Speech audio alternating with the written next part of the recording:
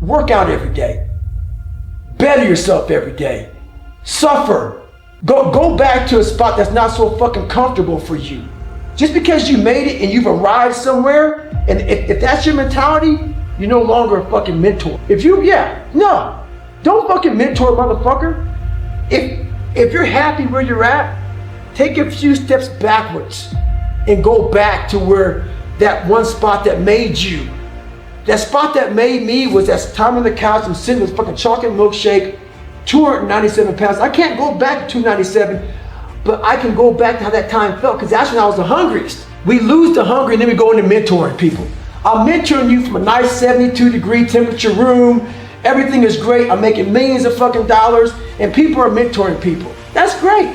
What did you do today to get uncomfortable? What did you do today to earn that manhood? What did you do today to mentor my fucking ass? What did you do today? I don't give a fuck what you did 20 fucking years ago. If you're not doing it now, stop mentoring a motherfucker. Retire. And say, hey young man, I don't know anymore. I'm now comfortable. You need to be in a spot that's hungry. It's a fucking thin line, man. I walked it. When I invented the accountability mirror, I walked it hardcore, and you have to walk it because we live in a world where you have to love yourself, and it's important to love yourself. I'm all about that. You gotta, but we also live in a world where if it helps me to help you, I help you. Some selfish motherfuckers. So yeah, back to your question. The accountability mirror is something that you have to be so real and raw, and you can't talk to yourself in a nice way. But you can't get so bad in that accountability mirror where you get it twisted and you start putting yourself down all the time. You gotta call yourself for what you are, but you also gotta give credit where credit's due in the accountability mirror also. So when I did the accountability, I was like fucking in high school when I did this shit, and I was a fucking character.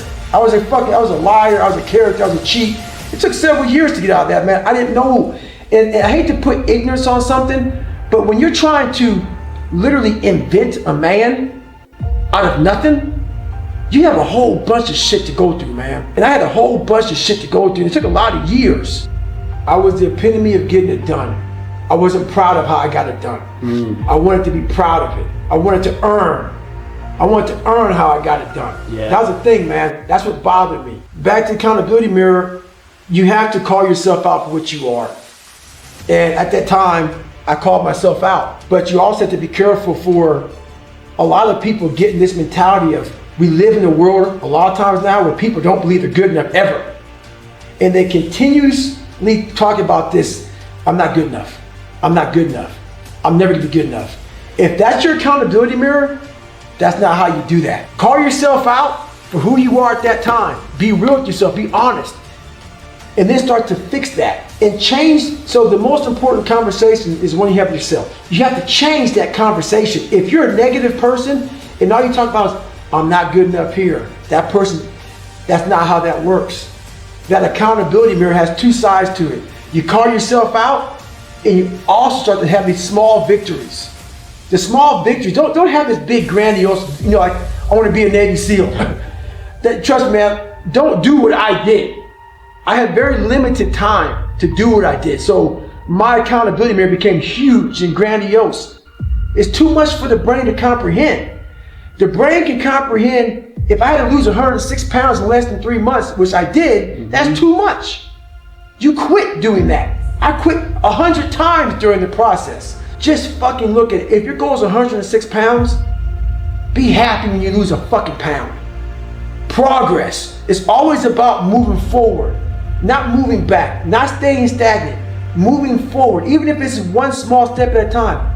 I've been stretching out now for almost 6 years. I take all these steps back, but I see that I'm going forward. My body's trying to go forward. I've been patient and patient. I've been doing this for almost 6 years. I'm about to go back to Badwater 135. It's been since 2014 when I had to drop out for health issues. Could never get back to the start line. And guess what? Haven't shared this either. I went from running 205 miles in 39 hours to not being able to get out of bed. When I dropped out of Badwater, a couple months later, a few months later, I'm in my bed, not able to get out of my bed. The doctors couldn't figure anything out of me, nothing. I sat in the bed and I smiled. I didn't put this in the book. And I went through it all, and I said to myself, I'm gonna win Badwater. I couldn't even fucking walk. I couldn't get out of bed, 2014.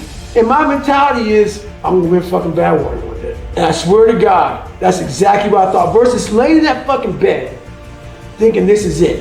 And I thought this was it. I thought that. How do you fucking get this sick, man? How the fuck, my body's shutting down? I'm all fucked up. What's going on? I've had 2 heart surgeries. What is wrong with my health? And I sat back after I calmed down, and I stepped back and I smiled. I'm in the bed, I said, you know what? This is it. You can win Badwater one day, brother. Championship caliber people understand how to create momentum. They understand how to pull themselves out of the mud, out of the shit, and move themselves forward when they don't feel like it. They understand that creating momentum is very simply being able to force yourself through some things that you don't want to do for a few days in a row. Sometimes it might be 2 or 3, sometimes it might be 14 or 15 or 16 days. But once you get through that period of time, you have now cultivated a tremendous amount of momentum. And championship caliber people understand how to do this.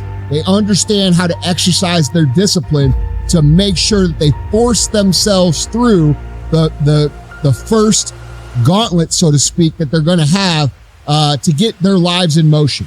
And so this is something that they all understand. And all the people on that level get it, okay? They know how to take themselves from 0 or even negative momentum and literally creep their way and force positive momentum. Now, if you completed 75 hard, you understand what I'm talking about. One of the biggest lessons of the Live Hard program is that you understand that after a certain amount of days that you've created the momentum. The momentum didn't just come from the sky and land on you and bless you with all this great feeling. That's not what happens. What happens is we create it through our actions. They learn what to do when they get stuck in the mud, okay? And most people don't. Most people get stuck in the mud and they stay there year after year after year after year. Once in a while, maybe every 4 or 5 years, they get lucky and catch some momentum. And then they spend, the next 3 years figuring out how the fuck that happened. Well, it's very simple. You created it. You created it because you exercised just enough discipline to pull yourself out, get yourself going. And you're mistaking your actions to create it as some sort of gift from the universe, which it's not. All right. So this is something that champions all understand. They understand how to manufacture momentum. They understand to not fuck with their momentum once they've created it. They don't intentionally do things to pull themselves off. They value the momentum, so they work to maximize it. Okay? Most people, when they get some momentum, what they do is they celebrate.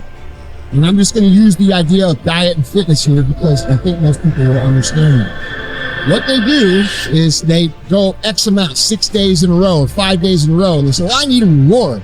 Motherfucker, you're making the most fundamental mistake ever be made in your life. You are killing your own momentum. You just worked 6 days to get your shit together, and now you're going to go out and jump right back into that life that you left 6 days ago that was making you miserable, which made you take action anyway. It makes no logical sense if you think about it. And champions think about this on a large scale, okay? It is the number one mistake that most people make is that when they have momentum, they sabotage it by thinking they need to reward themselves. Listen, motherfuckers, these people that live like you don't live, the people who aren't paying the price like you need to pay it, that's not the normal life. That's not what's going to bring you fulfillment. That's not what's going to bring you happiness. It hasn't so far, so why do you think it's going to? Why do you keep jumping back in the old fucking pond that's covered with moss and shit when you just discovered this clear blue sea that you get to swim in every motherfucking day?